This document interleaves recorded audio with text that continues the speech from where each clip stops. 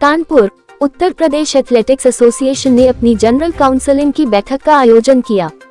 बैठक में बताया गया कि एथलेटिक्स फेडरेशन ऑफ इंडिया और यूपी के द्वारा बनाए गए नियमों के अनुसार चुनाव हुए थे। चुनाव पूरी तरीके से लोकतांत्रिक माहौल में आयोजित किया गया था, जिसमें कैमरे से रिकॉर्डिंग भी हुई थी ताकि इलेक्ट्रॉनिक रिकॉर्ड का साक्ष्य रखा जा सके और किसी तरह की कोई विवाद की स्थिति न बने। लेकिन 6 सितंबर 2023 को पत्र के माध्यम से बताया गया कि चुनाव रद्द कर दिए गए हैं और यूपी को एक बार फिर से चुनाव कराने होंगे। उन्होंने कहा कि यह पूरी तरह से अलोकतांत्रिक है, जिसको लेकर आगे की रणनीति बनाकर इसका भंडाफोड़ किया जाएगा।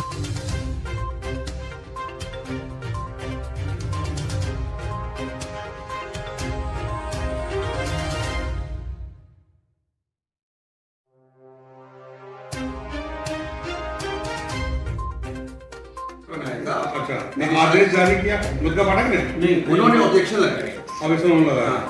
उसमें भी सुनिए भाई, पूरी प्रक्रिया में right from the very beginning, right from the scratch कहते हैं, मुद्रिका पाठक जी और सुनील तिवारी जी जो ऑब्जर्वर थे, वोट जो है मुद्रिका पाठक ने गिना।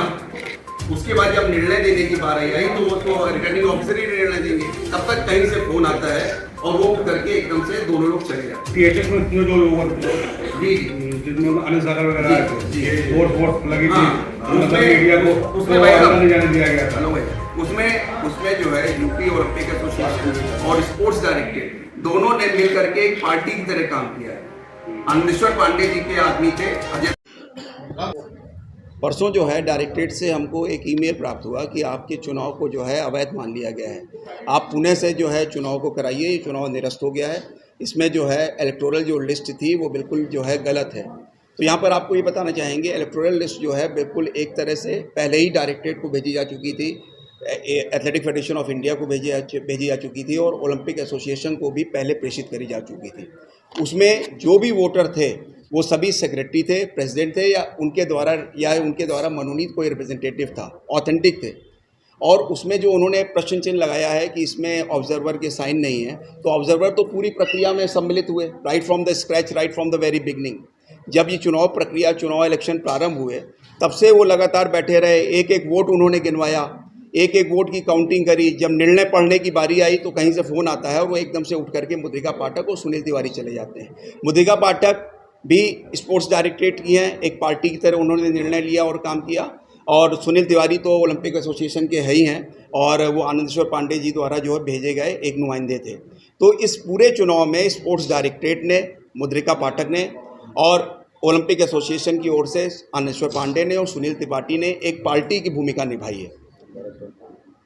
एक डायरेक्टर जैसे कि एक खुद ही वो कोई कैंडिडेट किसी को लड़वा रहे हो, उनको जो है उनको जितवाने आए हों, इस तरह की उन्होंने भूमिका अदा करी है। जो उन्होंने चिट्ठी दी वो भी एक पक्षी चिट्ठी दी है, उन्होंने हमारा पक्ष जाना नहीं, हमसे कोई पक्ष पूछा नहीं, एक उन्होंने एकदम से जो है फतवा जारी कर दिया है कि यूपी एथलेटिक एसोसिएशन का चुनाव निरस्त हो गया है और इसको जो है दोबारा से आप चुनाव कराइए। कितने दिनों बाद ये आज 3 महीने बाद उन्होंने चिट्ठी जारी करी है। स्पोर्ट डायरेक्टरेट को कोई ऐसा पावर नहीं है कि वो हमारे चुनाव को निरस्त करे। हमारी जो पेरेंट बॉडी है एथलेटिक फेडरेशन ऑफ इंडिया, वो अगर हमें मान्यता देती है तो हम मान्य हैं। उसने हमको जो है उसने 2 ऑब्जर्वर्स भेजे थे, उन्होंने कोई आपत्ति नहीं करी। उन्होंने चुनाव को पूरी तरह से पूरी प्रक्रिया में, जैसे कि ये 2 ऑब्जर्वर्स थे, पूरी प्रक्रिया में उन्होंने सम्मिलित रहे और उन्होंने चुनाव को जो है बिल्कुल जो है सद्भावपूर्ण, बिल्कुल जो है प्योर चुनाव माना है। जी क्या मांग करते हैं?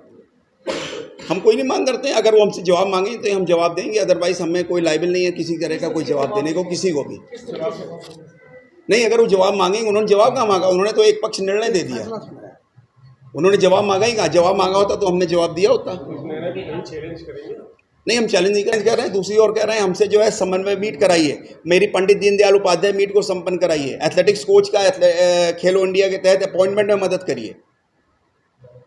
ये तो उनको कहीं से जो है गाइडेड किया गया, एक गाइडेड मिसाल की तरह जो है स्काई लैब की तरह वो आकर के गिर पड़े और उन्होंने ये फतवा जारी कर दिया एक पक्षीय। ये किसी भी कोर्ट में जाएंगे, किसी भी अदालत में जाएंगे तो इनको ही वहाँ पर झूठा और जो है निराधार पाया जाएगा।